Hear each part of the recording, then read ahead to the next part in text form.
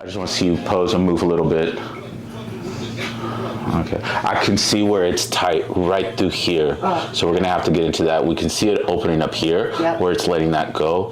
Here it's getting pulled from here and here. Yes. So. And then, so this side feels good. Like it opens this side, which is my good side. Typically the good side, huh? It's a little restrictive. Yeah. Right in the lat, yeah. Yeah, and like shoulder, right? Can you put like both arms above your head, just like so? Okay, yeah. Okay, yeah, okay. Yeah, other than that, everything's going good? Yeah. All right, guys, Miguel has started the treatment and he's going to explain to you guys what we're doing right now. Yeah, first we're going to get this. No, I'm just playing, guys. I'm just playing. No, so knowing that she's 7 weeks out, and we've been keeping in touch like month to month just to see what's going on with the process. We're definitely just doing some fascia release and muscle manipulation just to get things to open up and get all that muscle tissue to really, really just flare out while she's up there posing. Yeah. So. Yeah, one of the big things to like stress right now to just like the viewers out there, Miguel is the torture room, right? But he's not murdering me every session. Like, I'm not gonna leave here with like crazy inflammation or like, what's another thing? Like bruising, anything like that. Like, right now Miguel is like specifically working on my issues. So like right now, my shoulder, I feel like it's sticking, but Miguel obviously knows all the medical like thing that's going on, so.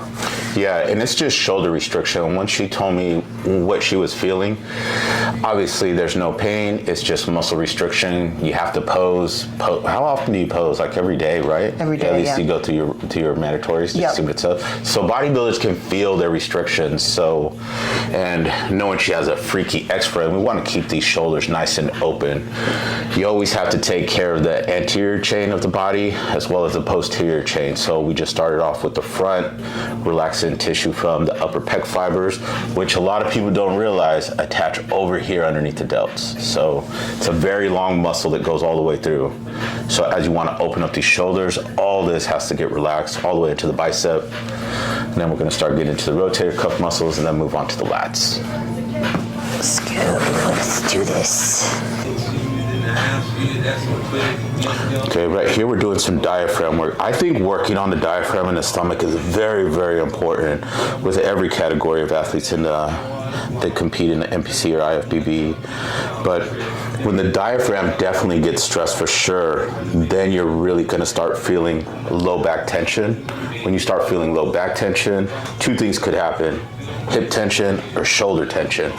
One of those two things. But what also happens inside, like the blood levels, is oxygen starts to deplete on muscle groups that are like very explosive, like let's just say quads, things like that, biceps, you know, so you start losing oxygen consumption levels if the diaphragm gets too stressed. So this will make things just flow just a little bit better, breathe a little bit better. It helps with the vacuum and helps everything just move so much more smoothly. So yeah, there's a lot that happens with the diaphragm.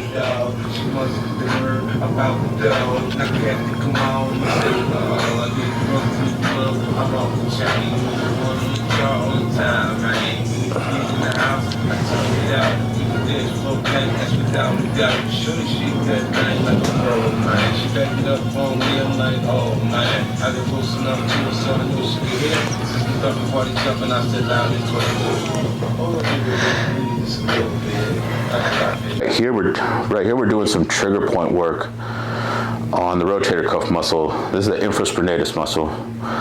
So, and these muscle fibers run laterally this way. Attaches up here to the front, but the main objective of this muscle is to stabilize that shoulder blade during forward and lateral flexion. So this guy can get really stressed because it does a lot of work all day, not just in the gym.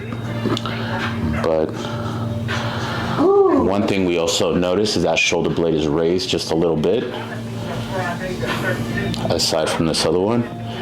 Just a little bit, about a finger width apart, because that pec minor was just pulling on it too much. So we relaxed that guy, so now we're able to manipulate the posterior chain of the body. And I'm sure she's feeling this like crazy. Yes. But we'll slowly start seeing that shoulder blade drop more and more and more. So we're just manipulating muscle tissue at the moment.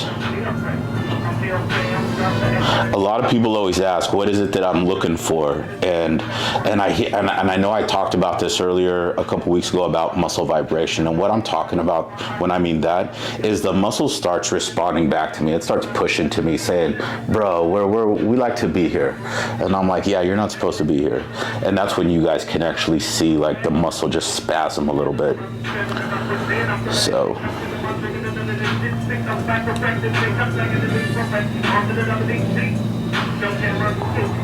I know Miguel's thumbs hurt like fuck. Oh, we're fingertips, yo. We're fingertips, man. The thumb is painful. It's like a sledgehammer.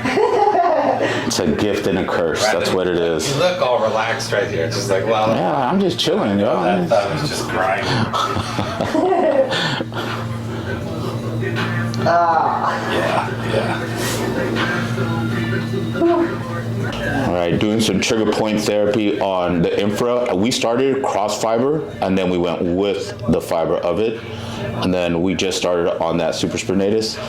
Shoulder blade is pretty much 90% even all the way through. So, and that's just with trigger point therapy, just manipulating that tissue to get the muscles to relax, to bring the bone structure back to where it needs to be. Now she can move, pose, open up, move those shoulder blades out, and then everything will just follow with it. So it's pretty good. The master.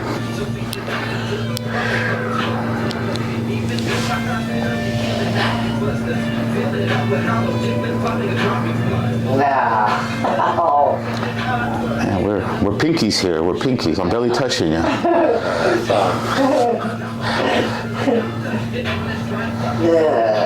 Here we're going to start working on the most outer paraspinal muscle. So you have three, and the most outside one is called the iliocostalis muscle. It starts right on the sacrum, but it has two heads. One goes all the way outside and attaches to that medial border of the shoulder blade, and then the second head of that muscle goes all the way up to the neck right up here. So it really plays a vital role with lateral flexion of the shoulder blade.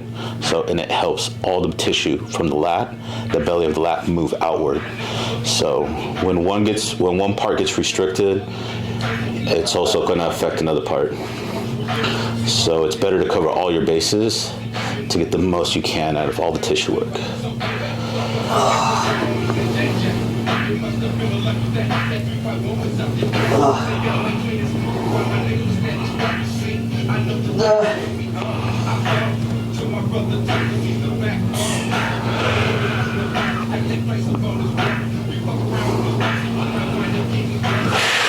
Oh man, how you feeling, Missy?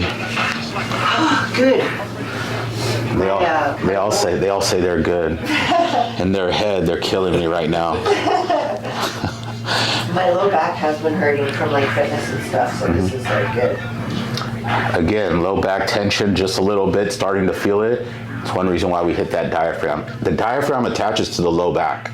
Not too much on the low back, but the lumbar vertebrae on the front side of the lumbar. I think it hits like L1, L2. So, and that can definitely put tension on that low back.